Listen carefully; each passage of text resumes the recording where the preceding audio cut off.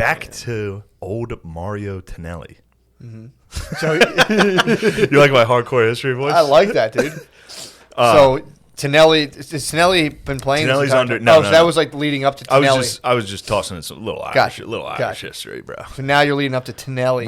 This is the 1937 USC game. Gotcha. That's where we're at. So it's Notre Dame versus USC. First year? This is Tonelli's probably second or third year. Okay. Game's tied 6-6. Fourth quarter. Fighting Irish tied 6-6 with Southern California. Suddenly, Notre Dame fullback Mario Motts Tonelli, that was his nickname, Motts. Nice. He takes a handoff deep in Irish territory, and the bleachers erupt as number 58 races down the field. After a 70-yard run, the 5'11", 195-pound Tonelli was tackled, but then on the next play, he scored the game-winning touchdown seconds later. Damn. So he was the same size as me, basically. 5'11", 190? I am He bulked up. He bulked up to like 210. I don't know if you ever got that big. No, I've only ever hit 200. Really? So that's a good visual if you guys A want to see what muscle Tonelli or- looks yeah. like. Yeah, same True. size. Yeah, same body composition. Yeah, I get that. A lot of NBA players, I'm like, oh, I weigh that much. It's like Dwight. It's like Dwight Howard. He's like 6'11". This is great though. Afterward, these are the type of interviews you get out of these guys. Afterwards, in the Notre Dame locker room, after the game-winning touchdown, Tonelli confessed to a reporter, "I don't remember that run. I don't know just what I was thinking about, except just to run." So he is Gump. He is Gump. Absolutely. No, yo, for real, he is Gump, dude. Wow. Damn, he couldn't walk? Yes. He just Complete runs Gump. straight out of the fucking end zone. Complete Gump. Damn. Wait till you hear what else happens. He is a complete Gump. All right. So after a 1939 All-Star game his senior year, Tonelli, now everything I've told you is important to the story. Number 58, the USC game, all that. Damn. After the game, after this All-Star game in 1939, Tonelli receives his Notre Dame class ring, and he's gay as fuck for it. Why? He loves this fucking ring. Does he really? Come on, dude. It's I mean, jewelry. dude, nobody went to college back It's jewelry. He's Italian. I mean, he got a obviously, ring. couldn't resist. He gets to wear a ring all the time. He's like, oh, this is so nice and not shiny on my hand. Everybody will see my shiny rings.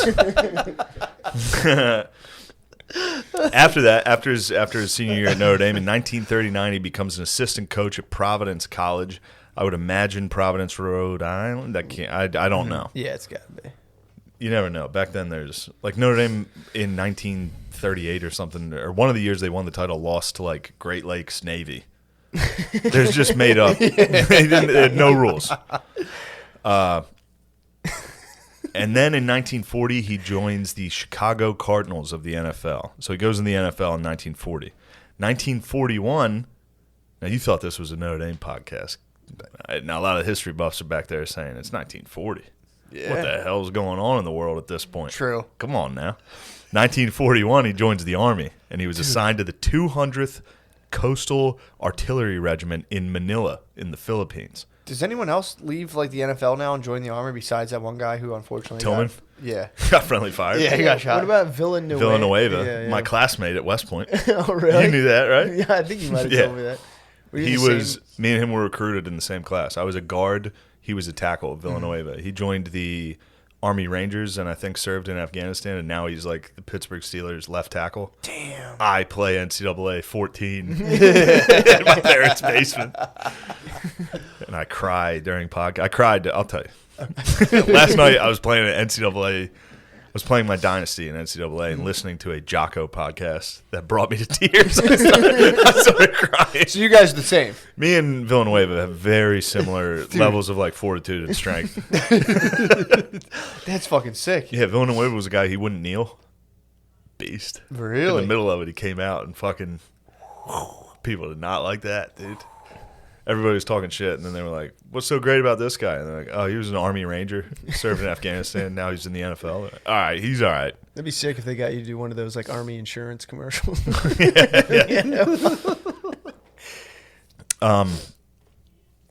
So in 1941, like I said, he joins the Army. He was assigned to the 200th Coastal. He's assigned to Manila, which is, if you know anything about history, the Philippines in 1941, not a great place to be.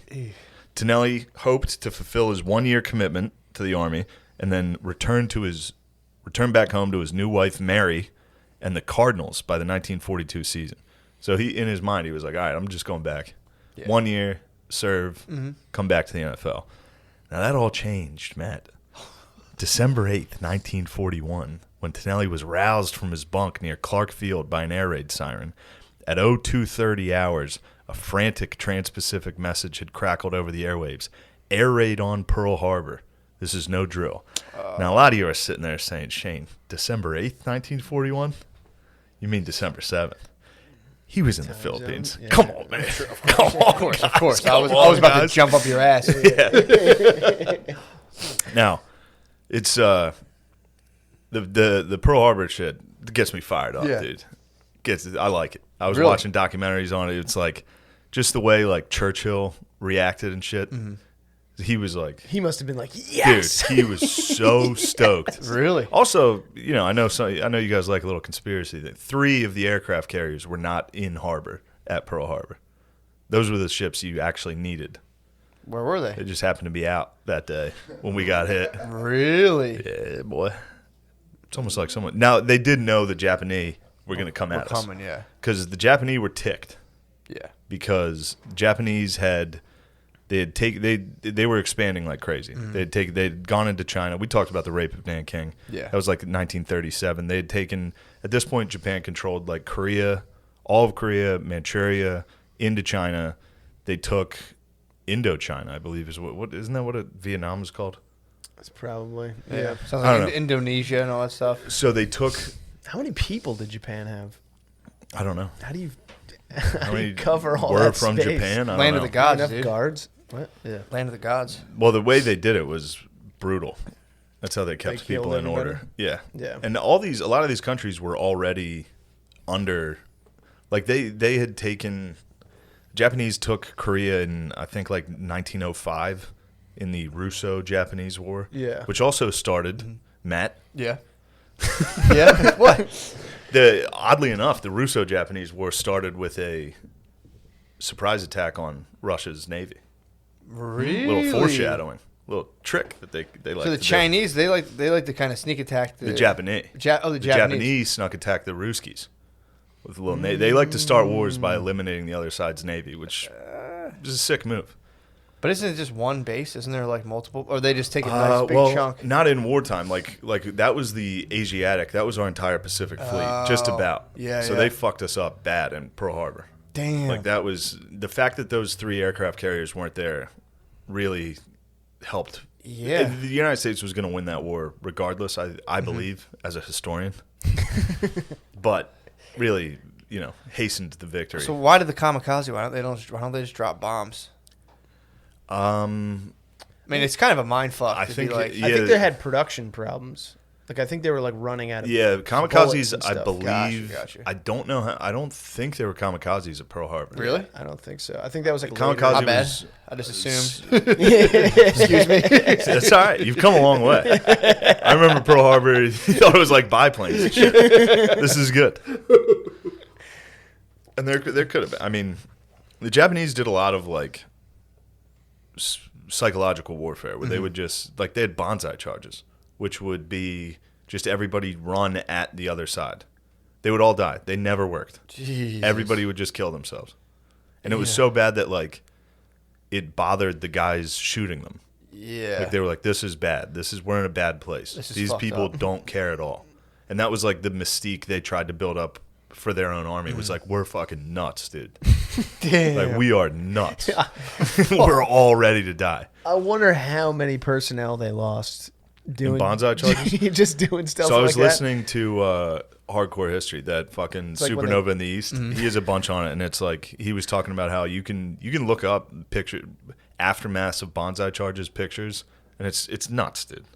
It's just hundreds of dudes just laying there that they all Jesus tried Christ. to charge. that. Could they have like almost won if they didn't do that? Like, No, is it? they had no shot, and they knew they. It's had like no when they shot. tell you to stop buying like Starbucks every morning. It's like that's where you're losing your money. yeah. It's like, no, that's not. It's because I don't have a job.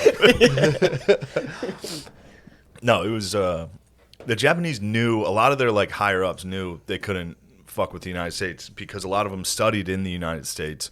They saw what we had.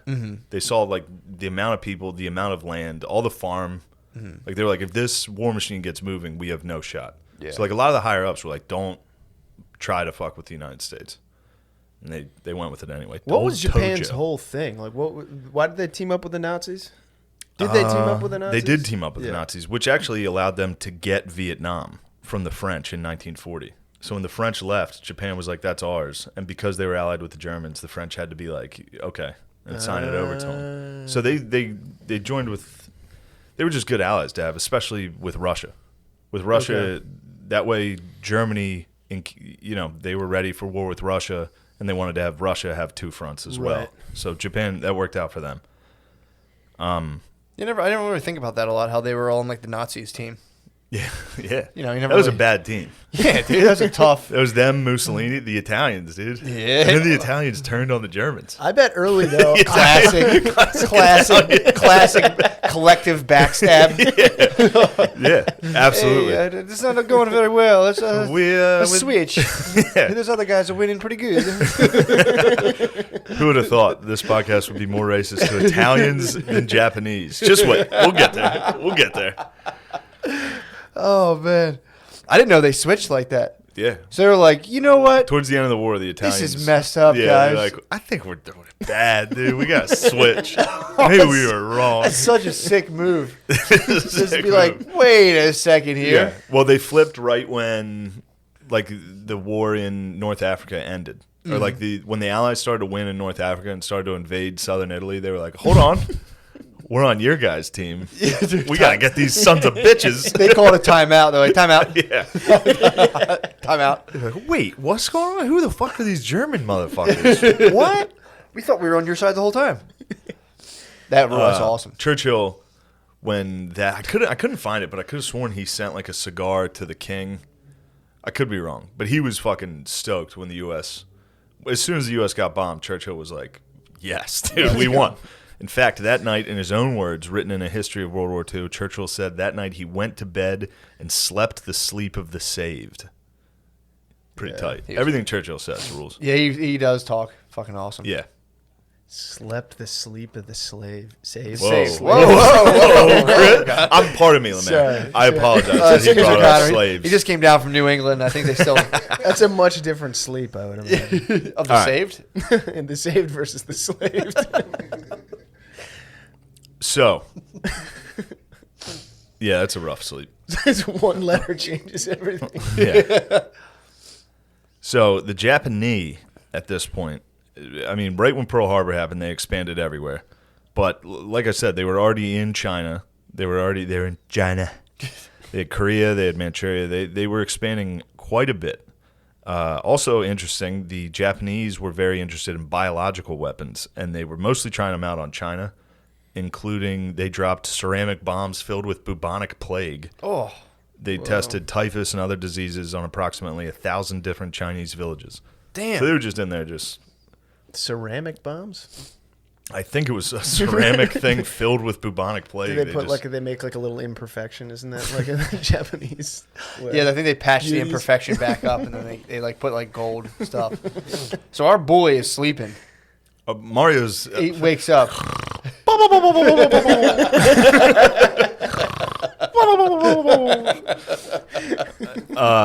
keep in mind also, the Japanese are not great. 1937 rape of Nanking, we talked Yeah. about that. 350,000 approximately were massacred in that. Oh, That's a lot. Right after Pearl Harbor, they expanded by attacking British colonies in Burma and Malaya, as well as Dutch-controlled Sumatra. So they attacked Burma and Malaya right away to get the rubber that those places had, and then they got Sumatra from the Dutch for the oil. And in Malaya, it was kind of a precursor. That's where like the bridge, the River Kwai. Yeah, bridge over the River Kwai. Yeah, so it was a bit of a precursor to what happens to old Mario, but they did the same thing. They took Malaya, just destroyed all the British prisoners. They really didn't take prisoners. The Japanese, like if you surrendered, you were nothing. damn. You were lower than life. They hated it. So they would just like kind of like throw you in a pit or something. Yeah, I mean, they did everything that you can imagine. Damn. That sucked. And this is the thing.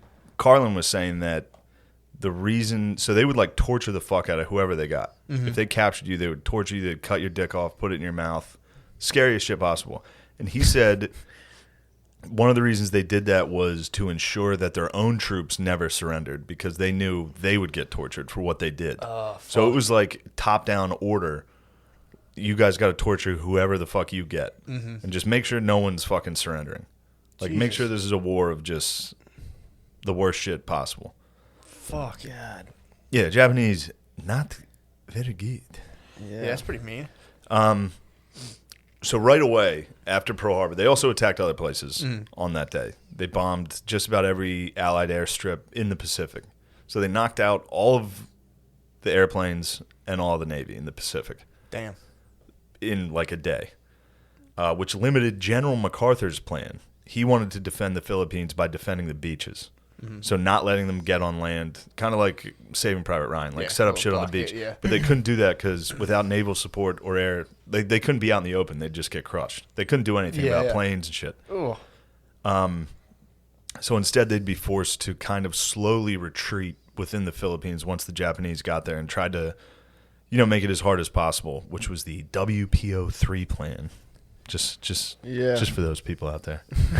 Yeah. What does that stand I forget. for? I just saw that heard on Wikipedia too in my quick research. That's gotta suck, dude, to start off a war with a hard, like your whole naval front just fucked up. Yeah, and you're on an island. So that's another thing. Like with island hopping, which is what the U.S. would do they figured out island hopping. That's kind of what it's called, where you just pick which island you want to attack. So the Japanese, towards the end of the war, they knew they were losing, and they would try to set up like massive defensive fortresses on these islands. And the U.S. was just like, no, we're not going to attack that. We'll just wait. You'll run out of food. We control the sea and the air. You can't get food on the island. So that's kind of all these islands result like they kind of end up being prison colonies on their own. Like you're just stuck on this island with 100,000 other guys and no food. Ugh. Yeah. And the Japanese wouldn't surrender. So they would just starve to death and then kill themselves. Like, it was fucking wild, Oh, my dude. God. I mean, listen to Carlin's Supernova of the East. It talks about, like, just the way they fought was just, like they would use snipers that would just, they were all suicide missions. Like, they weren't like our snipers. They weren't like Chris Kyle's, dude. Of course. They weren't American heroes. These were dudes that would just hide and wait with a machine gun. And if people walk by, they would just fucking shoot as many as they could and then die. So MacArthur, I can't tell if he rules. A lot of people hate on the boy. Really? No, I think pretty sure he ruled. I can't tell. I think he's he like might a have lot of ruled. guys. He like fucking ruled. Like Churchill ruled. True. And then I think like after the war is over, it's like, dude, you gotta chill. Yeah, that was all the generals. Like Patton, allegedly they killed Patton. I don't know. Yeah, all these guys had weird because they were all. This is back. It's still the 40s. Yeah, like a general can technically take over the country. That makes sense to me. I'd kill him too. I mean, you can't. If a guy wins World War II, like, is the guy that leads Eisenhower, and then he becomes president. Yeah, true. But he seemed pretty relaxed. Eisenhower of all those guys. MacArthur was pretty Patton. nuts. MacArthur would carry like a baton. He always had like a corncob pipe type thing. He had that hat. You remember that hat he wore? That's a Filipino hat. That was the hat they gave the leader of their military. So he wore it because he was in charge of the Filipino forces. We owned the Philippines. That was a U.S. colony, and we had just I believe they were like independent for like 10 years. The U.S. gave them their independence in like 35, I think. I could be wrong, but have they been independent since then, or they're independent now? Yeah, Philippines are fucked up. I was watching some. Well, the Philippines are fucked up now, but dude, Philippines rules. Filipinos rule. Dude, awesome. I was watching. I don't know any of them really, other than Manny Pacquiao. But based on this story, Filipinos. Watch the No-Go Zone on Amazon. They do a gang in the Philippines. It's fucking sick. What are Filipino people? What do they get up to? I know they have more. Chill. I know they have like more guns than anybody. They got a lot of gas. They love guns. President just will shoot. Shoot to kill. If you sell drugs, shoot to kill. There's bounty hunters who will come kill you. If they find evidence, you can be murdered. Yeah. So since Yeah, you can see where this started. Yeah. They've had a rough go for a long time, seems dude. like it. Yeah, and before that they were Spanish. That's why they all have those Spanish names, all that. Philip, I believe. That's why it's the Philippines. Heard that. That's why they all have like Manny Pacquiao. They all have Spanish names. Yeah.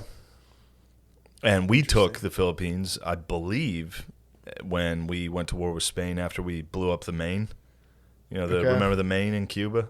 The ship? Yeah. It was like a false. We did that. USS Maine, yeah. Yeah, I think the U.S. blew up the Maine itself. It was like, look what Spain did to us, those motherfuckers. What year is this? The 1912 or something like that? The war with Spain was... Look that up, LeMay. I'm not sure. That's the one. Was Teddy Roosevelt in that one? Didn't he like charge a hill or something? Yes, you're exactly right. Yeah, he was in that. Yeah. Didn't know he fought Spain, but glad we won. Well, it was like fuck them.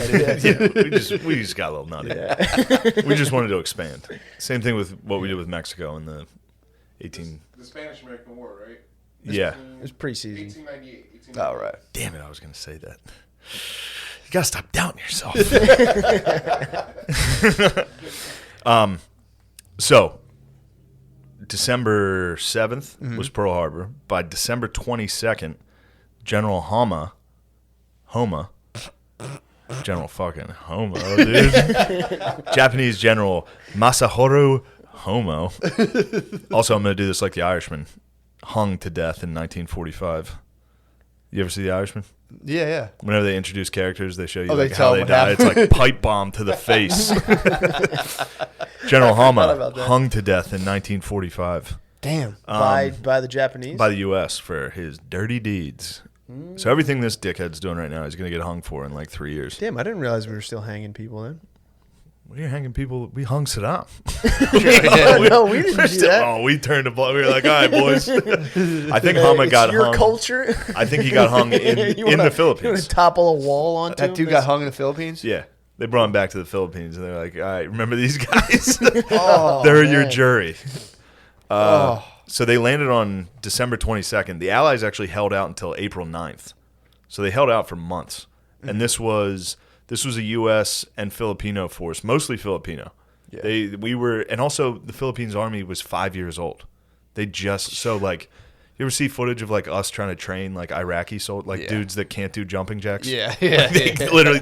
So that was the army. This is a new army, and the U.S. the soldiers had never fought. Jesus, they had faulty equipment. All their helmets were from all their shit was from like World War I. Yeah. And then, like I said, there's no Navy and Air Force. So they're not getting resupplied. It's like militarizing like Uber drivers. Absolutely. And they're all in like play-it-again equipment. Yeah. It's 100,000 Uber drivers on an island. And they're going up against the Japanese who have been at war forever. Yeah. These are all like hardened psychos against Uber drivers. And the Uber drivers hold out pretty good. That's awesome. Yeah. They just tell them like boring, sad stories. Yeah, well, I hurt my back. You know, you can only work 20 hours a week. How about that MacArthur, huh? It's like, all right, man. I don't want to talk MacArthur. So Mario's on this island. Mario's on the island, dude. Damn, Super dude. Mario's fucking. He's having a tough go, dude. This shit sucks.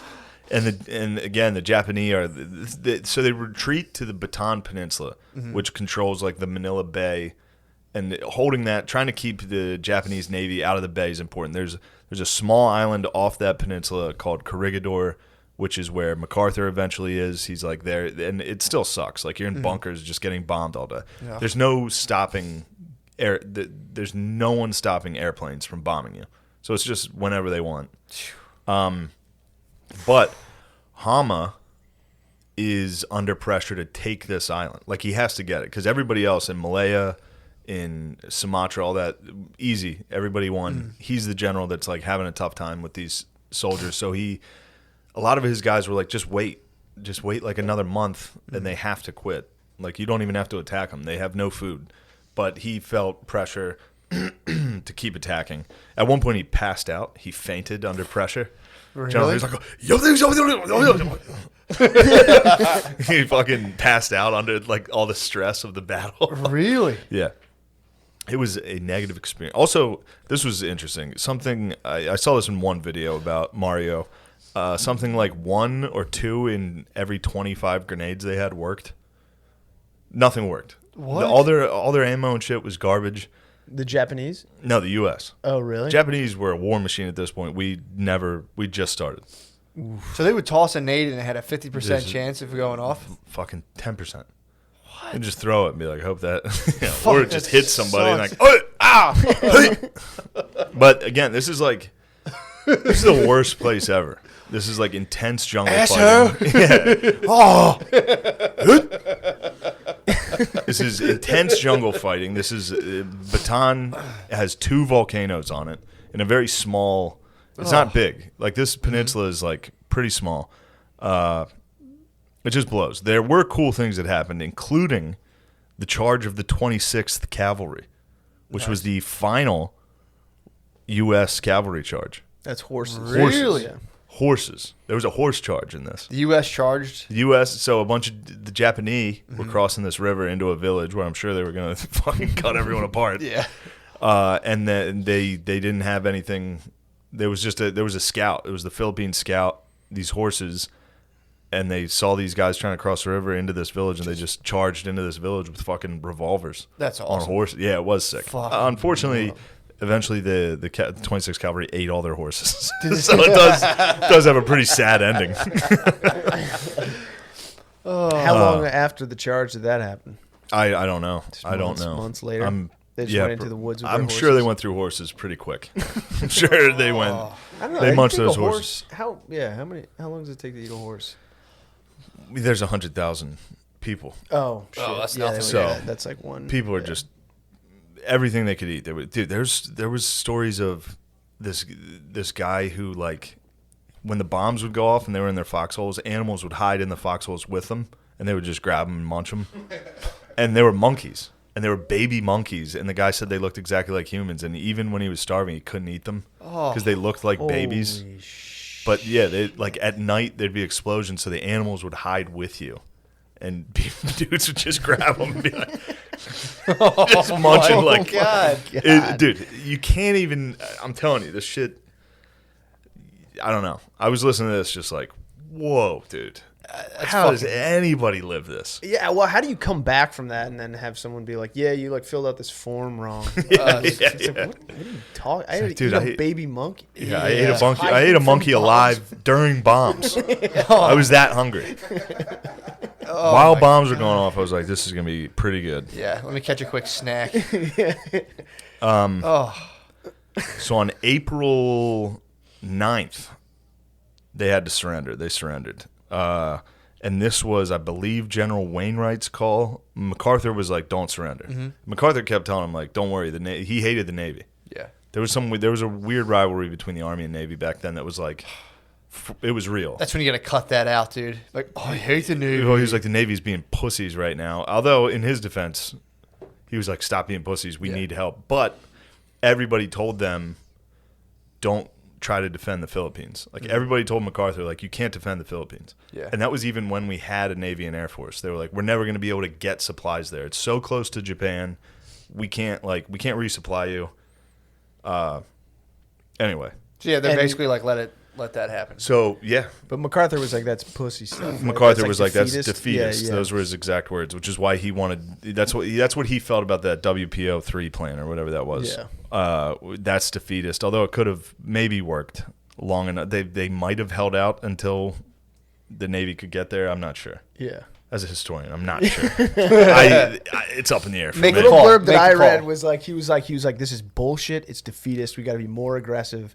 And the Japanese kind of fucked him up real quick. And he's like, "All right, back to WPO3." Oh yeah, right away. So yeah, the Japanese just kind of marched them back. Although the Japanese did have to like stop and like, so they were taking some hits. It them wasn't what for? like we gave them what for. The Uber drivers gave them fucking what for, dude.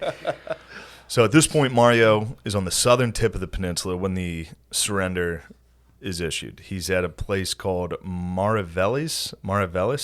It's the southern point of the peninsula. So that's the beginning of what is called the Bataan Death March. So all these people surrendered. It's like 60,000 soldiers, 70,000 soldiers, and then a ton of civilians. All these Filipinos on the island were trying to run with the troops. So that also, like, I mean, thousands of civilians. Jesus. So that's also, there's no food. And these people haven't eaten in months already. And now they're being handed over to the Japanese, who don't respect prisoners at all. Like general, like have disdain for them, and didn't give them food or water. And they were then forced to march 60 to 70 miles to Fort O'Donnell. Now the march is like considered one of the bigger atrocities to ever happen to the U.S. And it was like 60. It took 6 days. Anywhere from 5 to 18,000 Filipinos died on the march. Only around 500 to 650 U.S. soldiers died. They took it a little easier on us. They hated the Uber drivers, dude. Yeah, that's a big beat. Filipinos get like the bottom of the barrel in the Asian world. Japanese hated them, dude. Chinese are not a big fan of Filipinos. Well, yeah, whoever's number one in Asia at the time just fucking trashes everyone. They're like, Filipinos?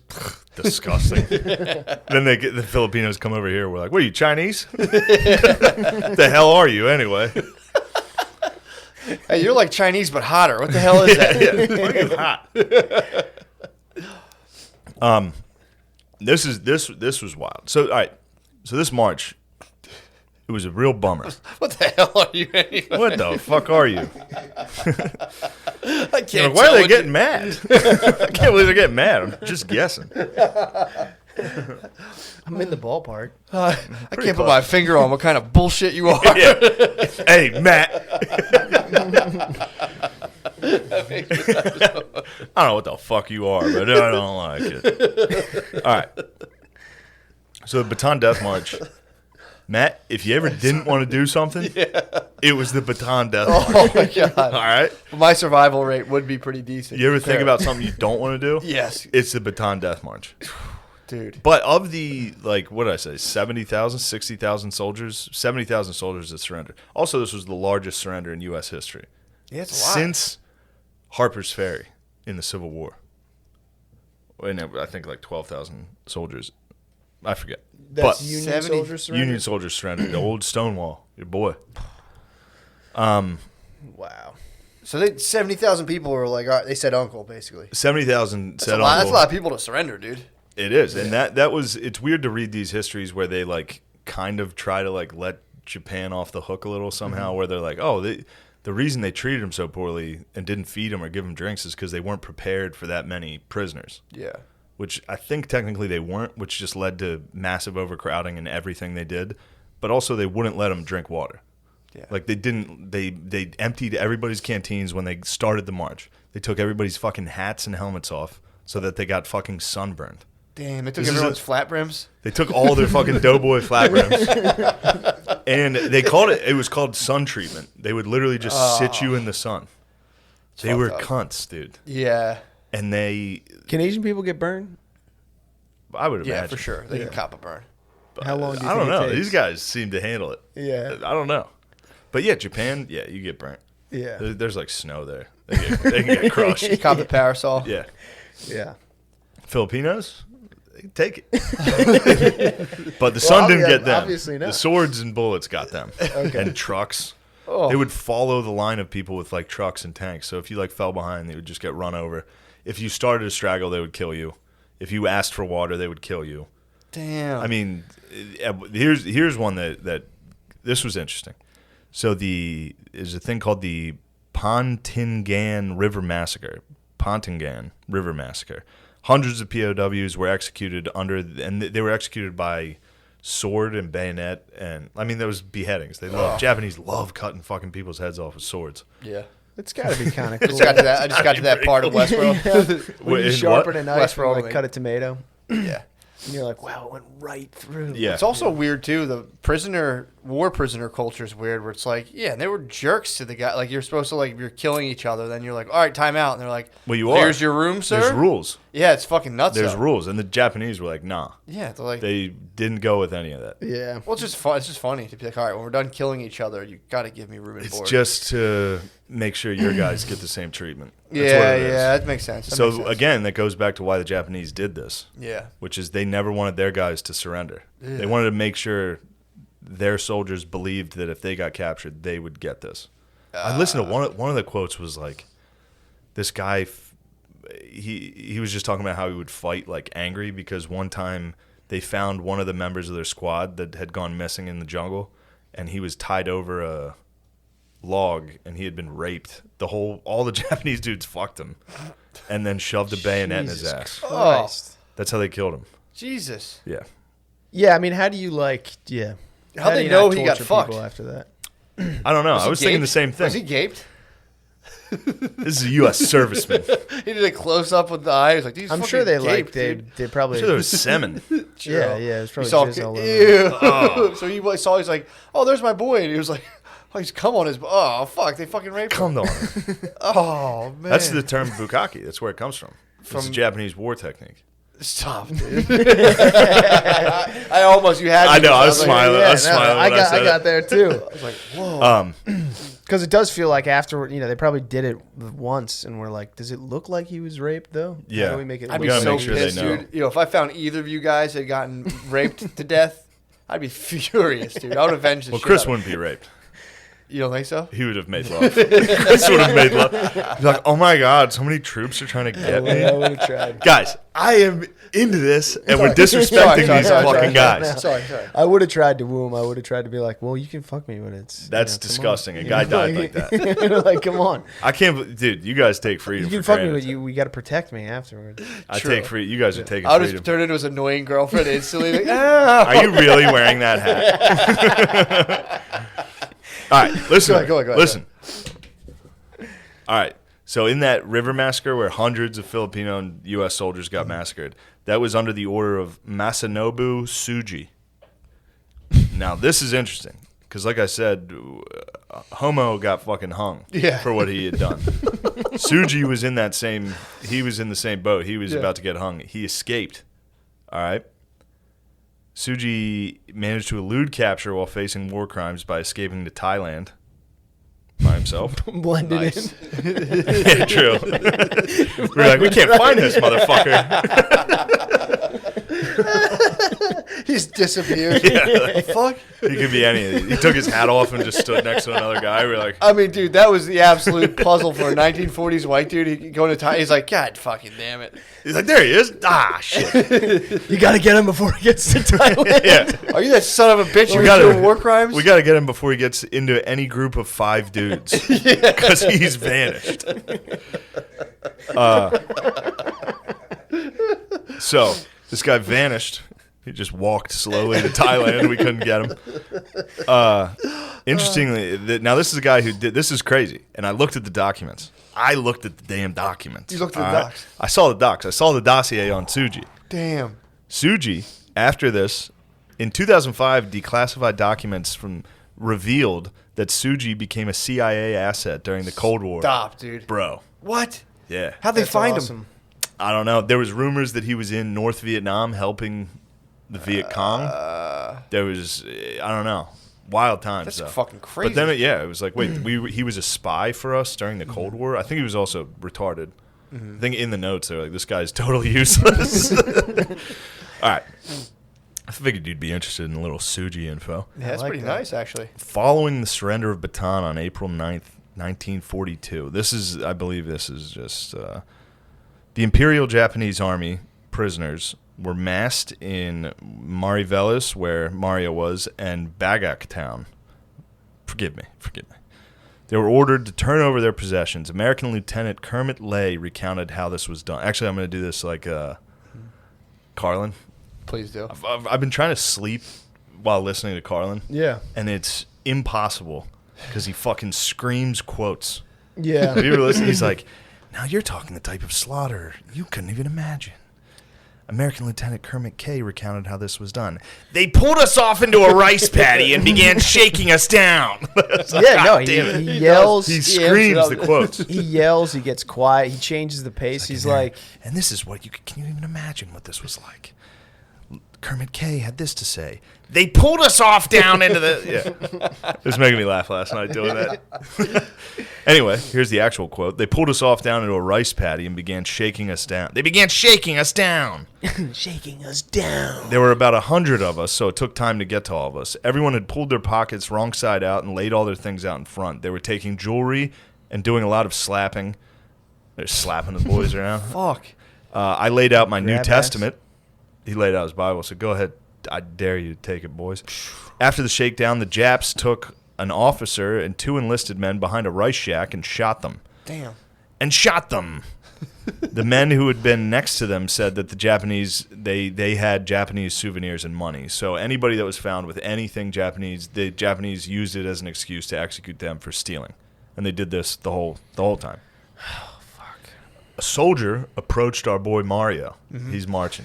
So I was thinking about that guy getting found. Fucking stop. Sorry. It's like terrible. Approach, man. It's horrible. I'm just Matt. There's certain things you don't joke about. I know. just happening upon it. Yeah, it's just I'm in shock. Yeah, and then just being mad the rest of the war. Oh, I'll be It's like, furious, I'm dude. gonna fucking kill these dudes. When I It's get also older. just like, how do you retaliate? It's like, I'm gonna fuck one. I would fuck Oh. him for real. I'd fuck him 100%. Yeah. Would you? I'd have to. I don't know if I'd fuck him. I'd fuck him. I'd jizz on him at least. I would jizz on him. Yeah, I would jizz on him. I would jizz and make him. You would just like, stand next to him drink and that, jerk off? and then kill him. I don't know. Jerk man. off on him, kill him. You have to. So Mario's standing. He's in the march. A soldier approaches Mario. He demanded Mario's Notre Dame ring. Remember that ring that he dude, loved? Yeah, yeah. Super Mario was still wearing it Yeah. in the march for some reason. It's hilarious. I think he forgot. He was probably pretty hungry. Yeah. Wow. The soldier put his bayonet to Mario's neck, and another a U.S. soldier turned to him and told him it wasn't worth dying for because Mario said no. He loved his ring. This Japanese soldier put a bayonet to him and was like, give me the ring. He's like, no, you don't have to take out a ring. This is pretty crazy, though. Did he get the ring off his hand? He did. Okay. Japanese soldier steals the ring. Steals his Notre Dame class ring, and Mario is fucking... Whoa. So fucking sad, dude. Oh, man. Then this happens. This is wild. Mm. A Japanese officer approaches him and says, in perfect English, says, did one of my men take something from you? Which is like, the hell is this guy doing speaking my language? Yeah. And Tonelli said, yeah, he took my ring. He took my class ring. And the guy says, the officer says, I studied in the United States. I went to Southern California. I remember that run. He remembers the game. He remembers Tonelli's run in 1937. He was like, I'm familiar with Notre Dame football. And he handed him the ring back. Whoa. It's fucking wild. That's pretty crazy. So he got to wear his ring. He kept his ring. Now, the officer was like, you got to fucking hide that because everybody's going to try to steal that. Yeah, yeah. So He I don't know where respected the way hit he it. pounded the ball. he loved that north-south running approach. Wow. But, yeah, he's a Japanese officer. He studied at USC. He's Yeah. like, I remember that 1937 run. Yeah. What a Crazy. game. Think Yeah. about, like, running into, like, Reggie Bush. True. Like, if we, all right, let's say we, like, invaded, like, Yeah. Jamaica, and you just saw Usain Bolt walking, and you're like, Oh, shit. I remember that guy. Yeah, Hey, man. I would be like, kill him right away. If Like, he was, he's going to escape. Motherfucker. if he's Dude, on the other as soon side. as Tonelli yeah, didn't- he's huge. Tonelli had his He can strength, dude. He could, dude. You know how fast he would have trucked through the baton death Oh, march? my That's true. God. If you saw like Just, yeah. just lowering the shoulder. You ever see All-Star highlight videos? Yeah. Where he's like trucking through like 12 dudes. It would have been incredible. See those tiny Japanese try to tackle him? Oh, no way. Nobody could have stopped Mario. Yeah, if you saw like an emaciated Usain Bolt, Yeah. you'd put the gold medal back on. Yeah, him. yeah, yeah. You'd be like, come on, man. Just You're the fastest. Mario said this about that officer. He said, I always thought that someday he'd try to look me up. I guess he probably didn't make it.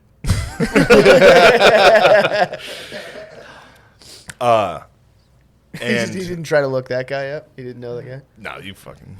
He didn't. I doubt he knew his name.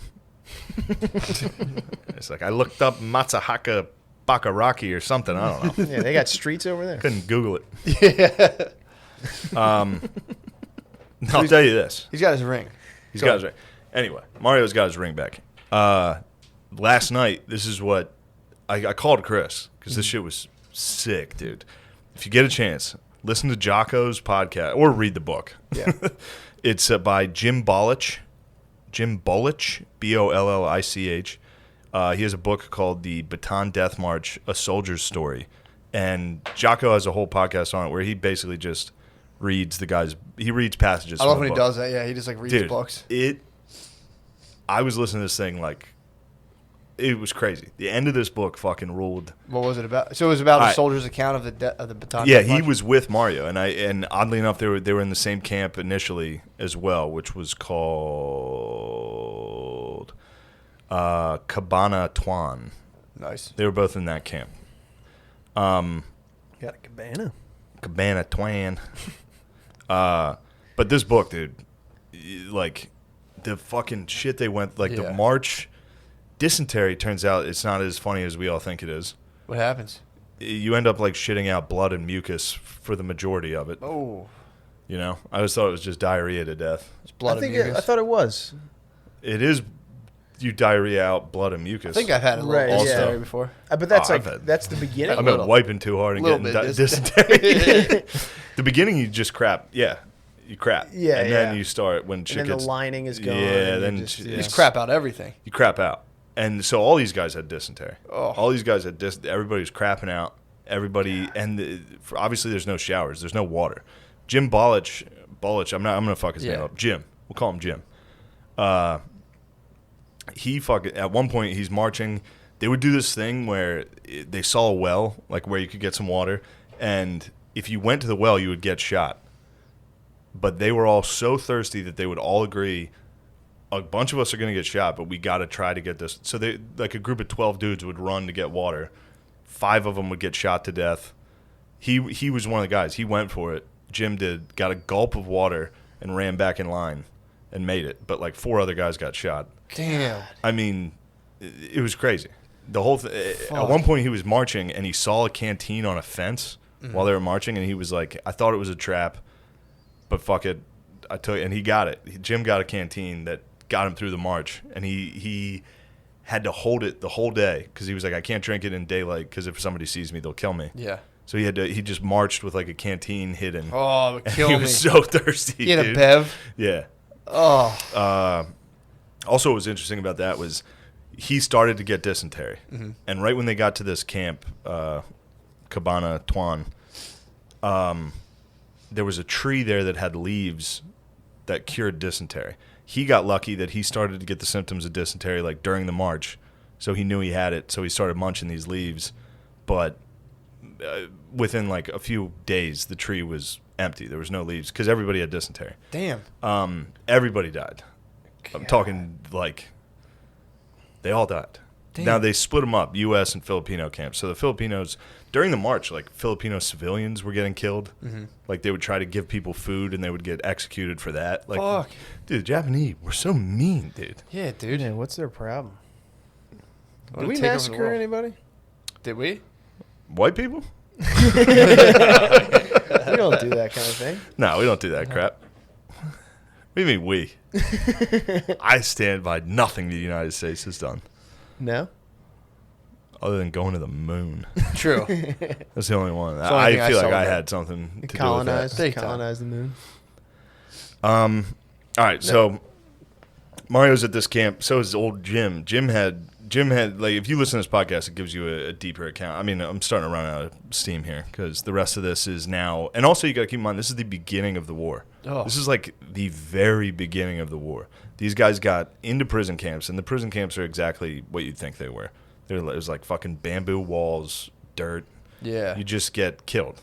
4 guys tried to escape from Cabana or whatever the fuck it was called, and Cabana Tuan. 4 guys tried to escape. They all got brought back. They got placed in crates at the front of the camp, like small, tiny crates, so that everybody could see what happens if you tried to escape. Then they marched everybody out, had the 4 guys dig their own graves, and then got executed into their own graves. Oh. After that, they split up into like a buddy system, a group of 10. So if one of you escaped, everybody died. And anytime somebody escaped, everybody else got executed. Kill all your buddies. Yeah. Jesus. They're mean, dude. Oh, that sucks, dude.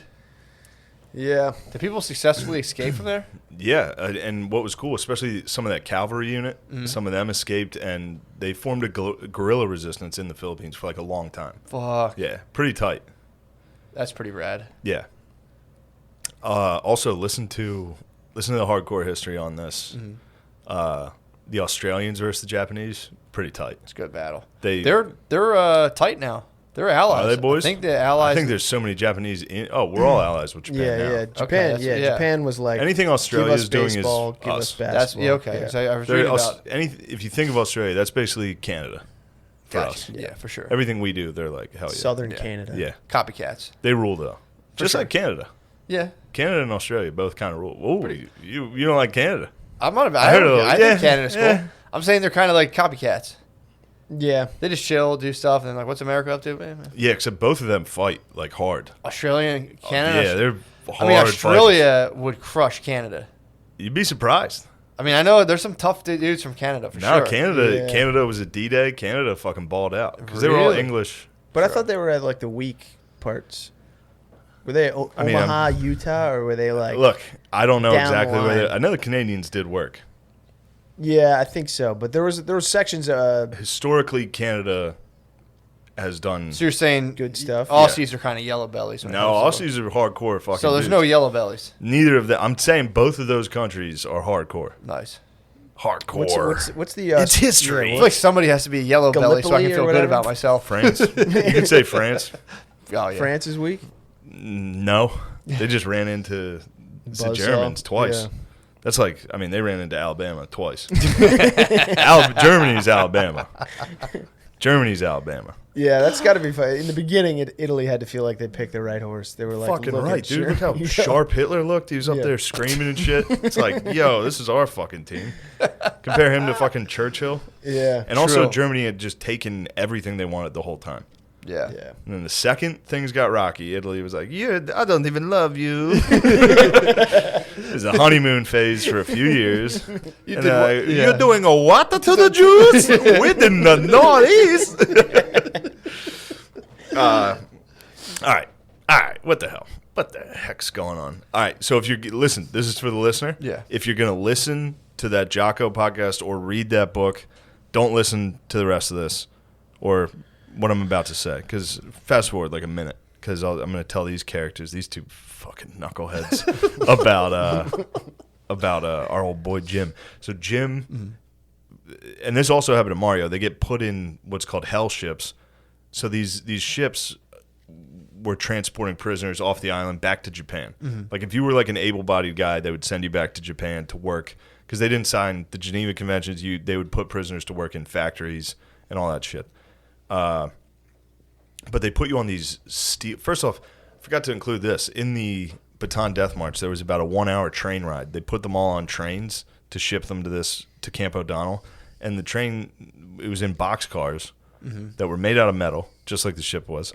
That it was 110 degrees this day on this march. And they packed, obviously they underestimated how many prisoners there were going to be. So guys died in the boxcars and didn't fall. You were that packed. Like, you'd just be standing next to a guy that was like, bleh. It was full weekend at Bernie's. Everybody was weekended, dude. Yeah. It'd be two Bernies per one person who's alive. So you'd be between two Bernies, like, fuck. Matt, your lack of respect for American war heroes is pissing me off. All right? I'm sorry. I'm just painting a visual. That was actually the perfect visual. But I don't like it. You don't fucking... No, you're right. You're right. It had to suck being tall back then, because you couldn't get sent back to the factory. Why? Because you can't fit. Can't fit? What do you mean? Too tall. Oh, you're talking about the Japanese factory? Yeah, no, you can't not everything's short-centric, Chris. That's all you say. You couldn't be. You got those fucking Tojo glasses on right now. Like I don't kick your ass. So you're telling me if you're too tall, you couldn't make the PlayStations if you got caught? Yeah. Oh, dude, we nuked them right into fucking VCRs and PlayStations. We're like, all right, enough cutting people's heads off, dude. Get to Sonic. Make Sega. Go. Make Mario. Yeah, channel that psycho energy. Japanese did make Mario. Yeah. What? Perhaps after Mario Tonelli. They might have, actually. I wonder if that's spy Maybe that guy activity. survived. Yeah. Damn, never even thought of that. Came back to Japan with the greatest tail. Oh, yeah, I forgot about that. Mario definitely, against USC, he hit star power. On that 70-yard run. But yeah, they were putting these like fucking train cars that were like... That sucks. Dude, the hell ships were the shittiest sounding... That was the one that, like, while I was listening to it, I was like, all right, that one... I mean, don't get me wrong. If I had to march 70 miles in 6 days under perfect conditions, I'd be like, this sucks. Stinks. If I had, like, a tent, I'd be like, I'm never doing this again. Like a camel pack in a tent? Yeah, dude. But the hell ships, they were just packed into the bottom. Like, you couldn't stand up. Then they were at sea for 64 days.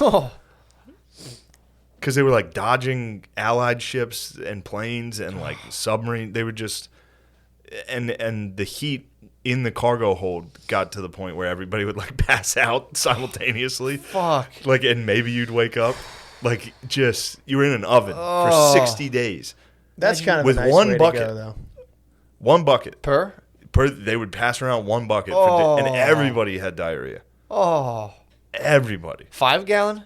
I don't know what we're talking. 5 I gallon would Home imagine Depot? it's small because you would have to toss it up to the Japanese. Oh, yeah, probably. I think they only had those little like pails back then. Yeah. They didn't have like a let's get it And done. they'd orange pretend to 5. mishandle it on its way up. For Oh, sure. and dump poop on you. I mean, let's be honest. If I was a Japanese soldier and I had the opportunity to dump poop on the enemy, I might do that.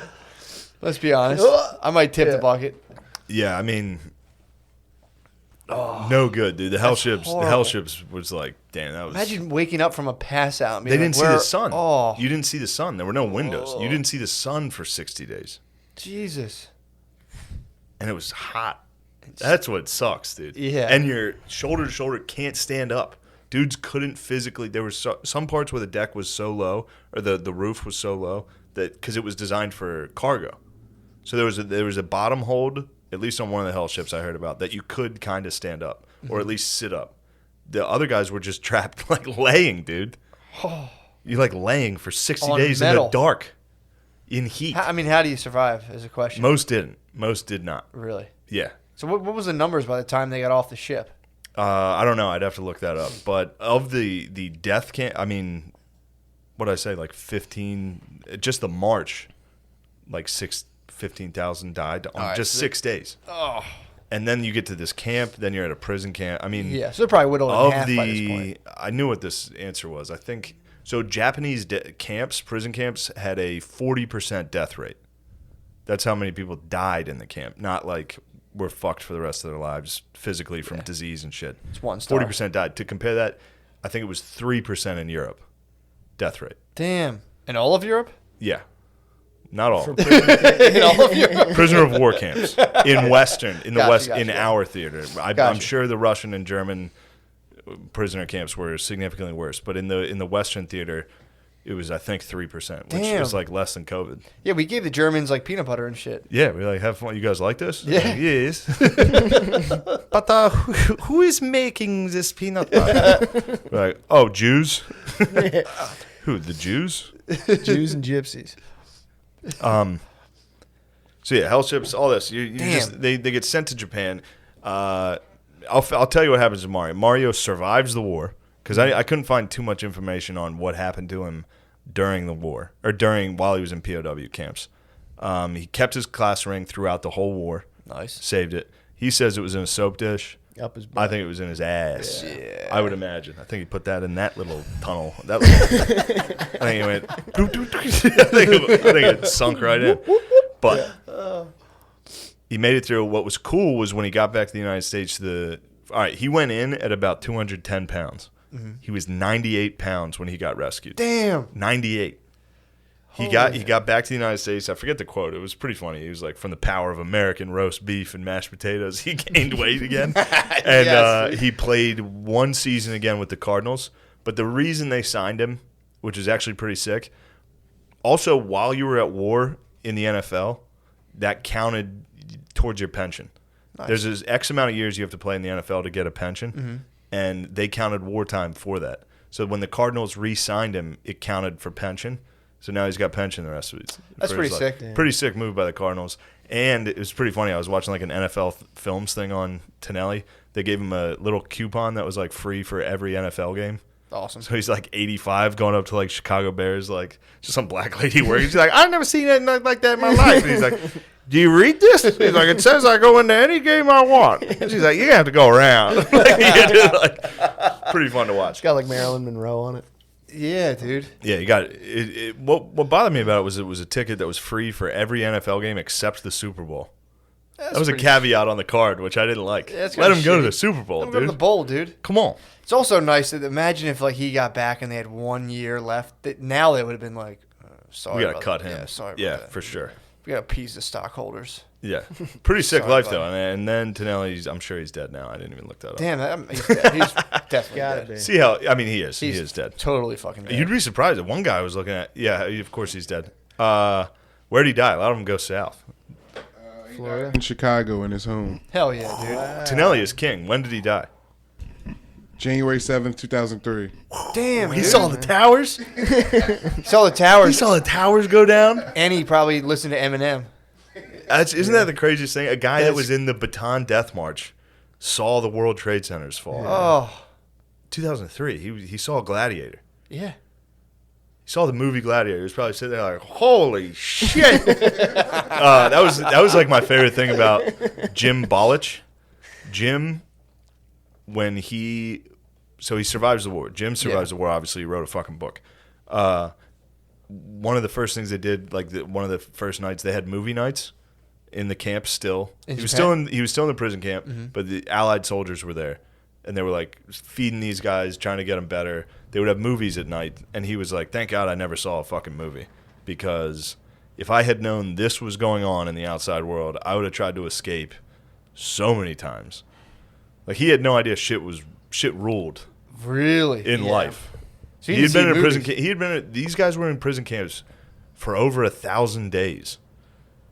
What? They They were from the start of the war till the end of the Beginning war. of the war to the end of the war. They were in a Yeah. fucking Japanese prison camp with a 40% death rate. Oh, And yeah, he didn't. All these guys like take their mind. You try to take your mind off home, because otherwise you die, yeah. or you want to give up, or you want to escape. So like then this guy would sit down and watch a movie of like a beautiful lady falling in love with a guy and like dancing, and he was like, "Fuck, like fuck, dude, I've been in this fucking prison." That would suck so fucking bad. Oh, How do you find the will to live? What are you living for? in a Tonelli prison? claims it was his class ring. Tonelli, I swear to God, so funny. he said he would look at it at night. He would like shit it out probably, and just look at it and be like, "One day I'm gonna play for the Chicago Cardinals again." How was his stats on his final season? I think I heard he was trash. I think he was trash. I heard he was a bum. Shut up, dude. Tonelli would fuck you up. It was funny. People didn't know who he was. Like, boo. Yeah, this guy sucks. Like, yeah, he's been in a prison camp for 4 fucking years. He gained 100 pounds this year. Completely out of shape. I'm a beef and mashed potato. Dude, that must have been Did awesome. he have a sweetheart back home? He was married to his wife, Mary. Oh man. And I hope I don't know. Mary I didn't find better any been honest, information. bro. Mary, Did if she Mary cheat? wasn't honest, if that guy was in a prison camp and Mary cheated, she deserves execution. No, I think Tonelli. Of course, it's forgiven and Tonelli forgivable. would, yeah, Tonelli Tonelli would wouldn't support care. it. Tonelli's He'd be like, above that. I'm glad you got what you needed. Tonelli's Tonelli above probably that. went home and beat the shit out of her, dude. He's probably, this food's cold. strapped her to the door. Roll around. How dare you guys accuse Tonelli of this? This war hero NFL running back. You're getting the You door two- tonight, You dude. two fucking bums, dude. I come in here with a nice history of podcast, and you guys crap on it. You crap. I'm not crapping on. This is great. What the fuck else? What happened in the dude, camp? This is what. All right, so I was playing NCAA last night, listening to 2 hours of this Jocko podcast. I cried at the end of this thing, or I didn't cry. I got a little teary eyed. It was one of those where I was like, oh. Like I'm sitting there like, playing a video game, and then he hit this one line at the end, and I was like. Like it's one of those. I can. The way I would explain the crying is you ever like Swallow you ever fuck. something bad happens to you and it doesn't make you cry at all until you try to tell someone about it, Oh. and then as soon as you start talking, you're like. It was fine, but I was like, Oh, fuck. I actually got emotional when I told people about what I had heard. Anyway, so this guy, he goes through hell, dude. I'm talking this disease called beriberi everybody got, which is like, I guess a disease you get from malnourishment and only eating rice, which is like your feet and hands swell and then you just fucking die. That's called wet beriberi. There's also dry beriberi, which is, I know, it sounds like fucking Captain Crunch. It sounds like a cereal, great. yeah. But dry beriberi is you just have severe pain in your hands and feet. And one guy had it so bad that he just had the doctors just remove all his nerves in his hands and feet. Oh. It would hurt that bad. Like it just was dude, Jim. I can't say his last name, so I'm just gonna call him Jim. Jim, at one point, he was sent to Manchuria in the north. This is fucking Russia. So he went from fucking equator where everything sucked because it was so hot. Then he went to Russia for the winter. So it's just freezing in a prison. Why'd he go to Russia? The Japanese sent him there. Oh, they're boys They of have Russians? no, it's there. They owned it. Oh, it's present-day Russia. Okay, I got you. And in this camp, they conducted experiments on the troops, on U.S. Like they conducted like Dr. Mengele level. Like they were like just tying people together. Like, does this work? What the fuck? They were just like, Did anything come out of that? what's that? Any of that research? Probably. I'm sure there was like a lot of. I mean, we went to the moon. True. Thanks to the Nazis. I'm sure some of the research those boys We put together. stitched two people together. I think Dr. Mengele's shit sucked. His was like, if I stab a twin, does it hurt the other one? He like loved twins. And twins. So you got experimented on? He left that out in the book. Jocko surmised it. Jocko was like, that camp is where that took place. The whole time he's reading, every time he reads a passage, he goes, Yeah. I love listening to him read books. he's like, he's like, I read stuff like this and I think how fucking pathetic I am. I'm like, all right, take it easy, Jocko. You don't have to. It's just such a funny way for an adult male to read a book and be like, I'm so pathetic. That's how I read most books. I mean, yeah, that's how everything I do. Yeah. Listen to music. I lost to Vanderbilt. No, I lost to Missouri last night at home with Tennessee. I was like, I'm pathetic. This was the wildest shit. So Jim survives all this. At one point, he goes to the dentist in one of these camps, and the guy just cuts out like most of his teeth. What the fuck? Like he couldn't communicate with them. Why did you go to the dentist? I don't. He had a fucked up tooth that hurt the whole time. He was like, somebody He help. got a card in his mail like, your 6-month appointment. He's like, Yeah, the he's fuck? like, oh man, I got to report to this Japanese dentist. Guess what time it was when he went to the dentist? What time? 2:30. 2:30. So So he's like pulled his fucking teeth out? they just ripped some of his teeth out. This shit sucked, dude. Oh my God. And then also he said he felt like searing pain. It was them cutting the gum. They cut the gum before they could rip the tooth out. He's getting his wisdom teeth removed. It was nuts. Oh. So towards the end of the war, they noticed that the Japanese guards were making them dig foxholes, and they were like, nice. Yeah. That means you fuckers are hiding, you pussies. That's that means so we're coming. They also started noticing U.S. bombers and like all that shit, and they were God, like, it must sick. be sweet. Wow. But it turns out their camp was next to a tank factory, which again was against the Geneva Convention. You can't put prison camps next to factories because How when we the other supposed to bomb when them, we yeah. come bomb the factory, we're gonna hit our own fucking people. Yeah, Which yeah. is what happened. The U.S. bombed and hit his prison camp and killed, a bunch. And this is at the end of the war. These guys had gone from day one to literally the U.S. invasion, and they get hit with their own bomb. It's like when you play paintball and you get shot right away, and you're like, God damn it, I gotta sit Yeah, I here for gotta 20 take minutes. all this equipment off. That's why we're not paintballing at your bachelor party. Dude, we I have to. know you. We No, have we're to. not. No, it's unlimited wipe-offs, dude. I'm out. You I'm have out. to get someone to tag. I'm out. I'm not doing the paintball. I know you. How do you wipe it I down? know you and You your just wipe it brothers. off. What do you mean? You and your brothers are scum, dude. There You won't guys be are any the friendly fire. Japanese. There won't be any friendly fire. You guys in paintball. You guys are the Japanese Imperial Army. Are you serious? You guys are scum, dude. What? I'll be on a death march. We'll be on our own team. We'll be playing against strangers. We'll be squatted up. Oh, really? I thought- Well, then, I yeah, hope that'd so. be Yeah, yeah, hilarious. I think Yeah, It's it'd so be fucking fun. You have to. All right. The last time I went paintballing, it was like, it was that kind of thing. You get the handout equipment, and then you play people who are like pros. I'm not doing Like anything against automatic Billy weapons. in paintball. You He is light a him up. scumbag. You're trained. You're a trained gunner. I am a trained killer, Yeah. but I'm a U.S. soldier. I follow the Geneva Convention. I know none of you do. I won't get into this dirty war. Listen. So Jim and his boys get hit with U.S. bombs. Yeah. This is eventually some Russians. sucks. Eventually Russians liberate them. So Russians come in and are like, this was sick. And I called Chris about it. This was a nice thing. So while he's leaving this camp, he sees the Japanese guards, which were cocksuckers, start to finish.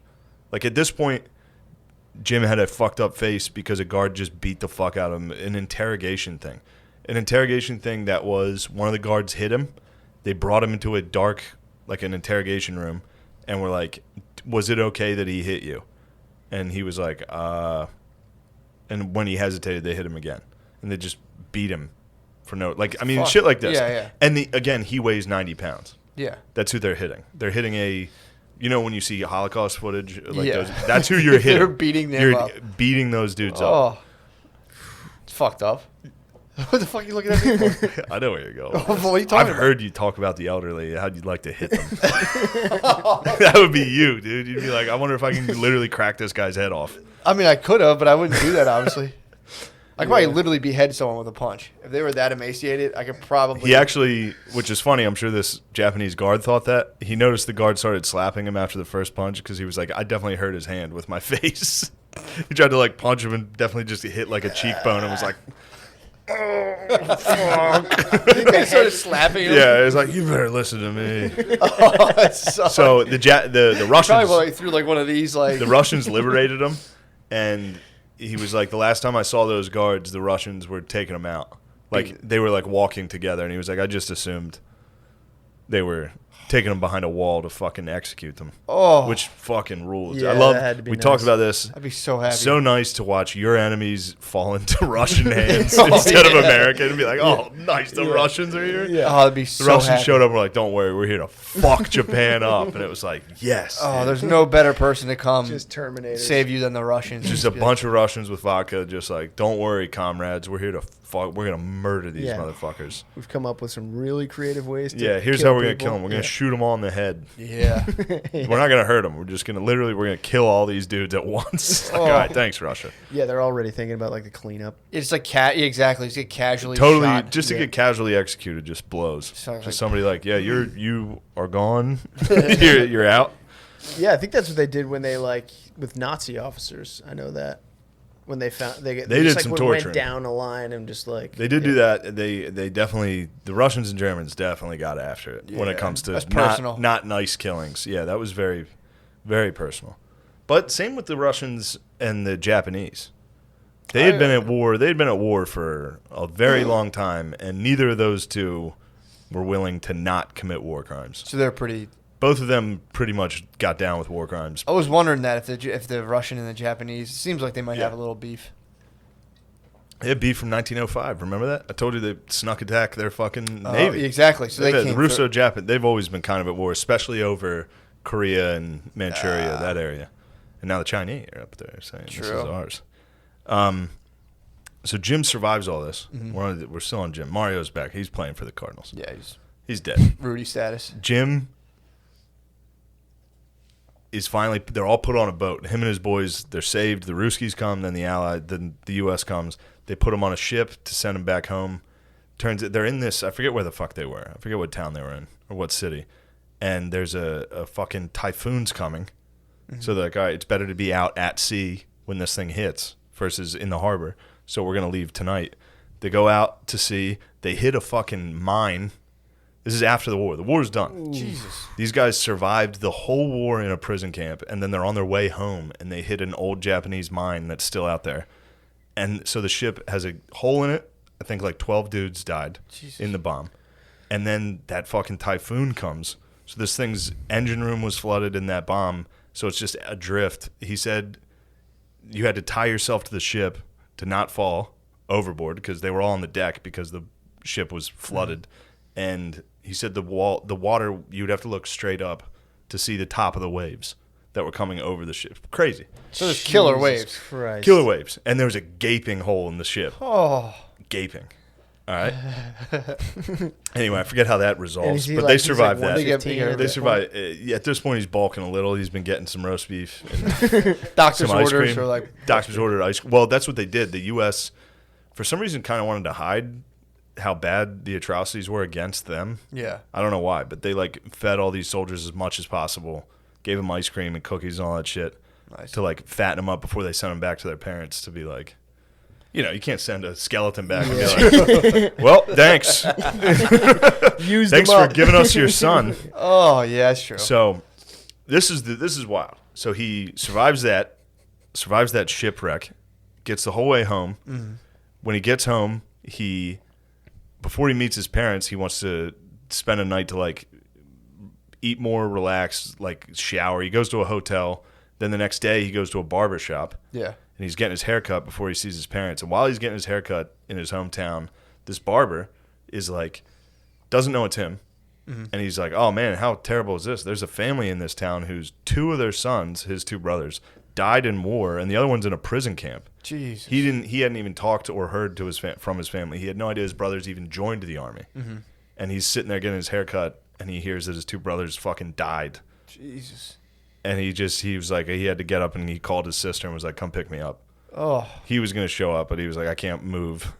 Yeah. So he gets home, and he's like, it's pretty emotional. He says his name his dad called him was Pat. His dad's like, Pat. He's Paul. It was just one word each. He went home. But damn, this is what got me fired up. Was since when he you came didn't mail home, them a letter when he got out? I think the U.S. did. I think the U.S. was like, hey, your son's on his way home. Oh, okay. Oh, you know what? He did include that he had corresponded with them, but he just assumed they were kind of ignoring or omitting his questions about his brothers. They never responded about his brothers, and he didn't know why. Which is great, because the first thing his mom says to him when he gets home after fucking 5 years of this, she's like, I got some bad news for you. It's like, Jesus Christ, dude. On the ship back, that was the first bed he had been in 4 years. In 4 years. At one point, he's so weak in this one camp. They gave him blankets in Manchuria because it was 10 degrees out. They gave him these little shitty wool blankets. He couldn't, first off, he couldn't lift the blanket up. He was that weak and emaciated. And then when he put the blanket on him, the weight of it hurt. It hurt his body to use the blanket. And then he would say, if I took it off, I would freeze to death. So I just hurt all night. And he was like, at that point, I was used to hurting. It was nothing to hurt. Jesus. At one point, he has a death rattle. So at night, like if your buddies were sleeping, you would have a death rattle. So the guy who was about to die while he was sleeping was like, like that's how they would like snore, and everyone was like, oh, that guy's fucking dead. Jim did that. One day he woke up and his bunkmate was like, you had that death rattle last night, dude. He stayed awake for like 4 days.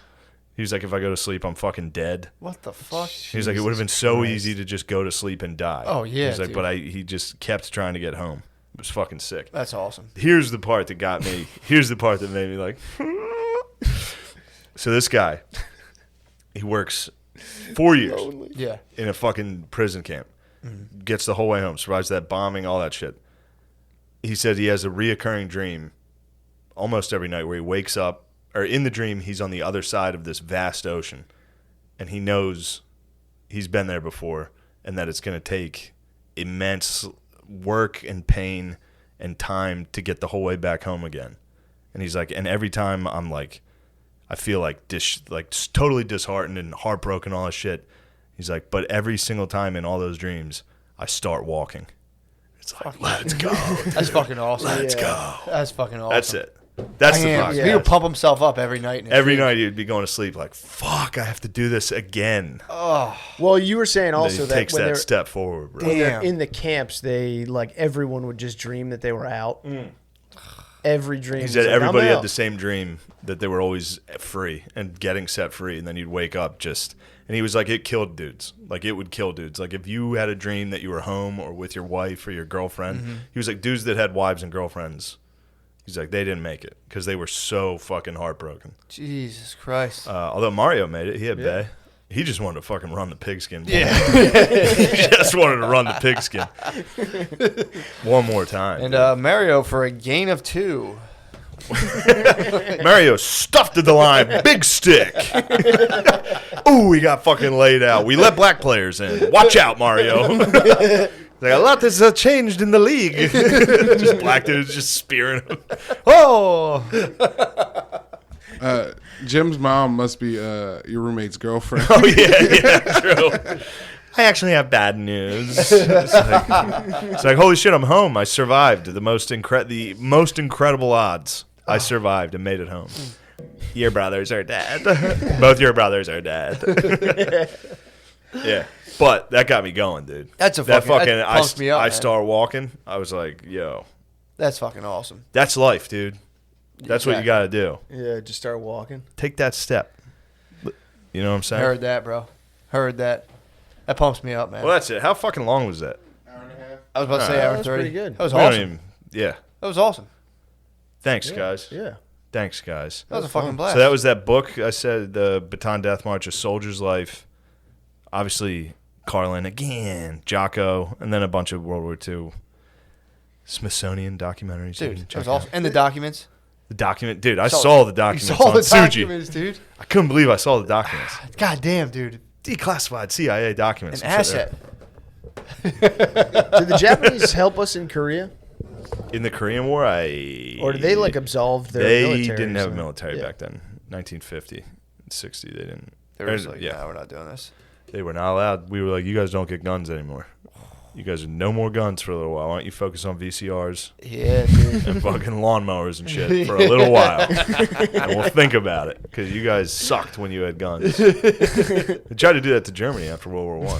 They had no They were gun. like, no more guns. And then Hitler was like, we're getting guns. Honda, Yamaha, you're in charge. Why don't you guys get us some Sony? Hondas? Yeah. Oh, Mitsubishi. It's always a bummer when you see it's funny to look at all these woke ass commercials these days, all these corporations. Yeah. Watch any World War II documentary. Look at like Nazi trucks or Mercedes. Mm-hmm. These guys were all getting loaded up in the back of like Mitsubishi trucks to get executed. Yeah. It's like, all right, why don't you miss me with that fucking woke commercial? dude, Yeah. Mercedes. T-Mobile, dude. It's like I drove past T-Mobile the other day. It's like we are rising up together. It's Yeah, like, it's every commercial. Oh. dude, how about you? You guys are like billionaires. Every Like, commercial. yeah, like they have like they're like we're rising up. T-Mobile. Disgusting. Everyone's It's like- making the same ad, which is Yeah, it's like, Well, let's save that we've for the been through regular a lot episode. this year. Because I got some fire. I got some some gripes, racism I'd like to talk about. I just have some gripes. Yeah, it's like $1 billion company. It's like, Thank you for listening to the podcast.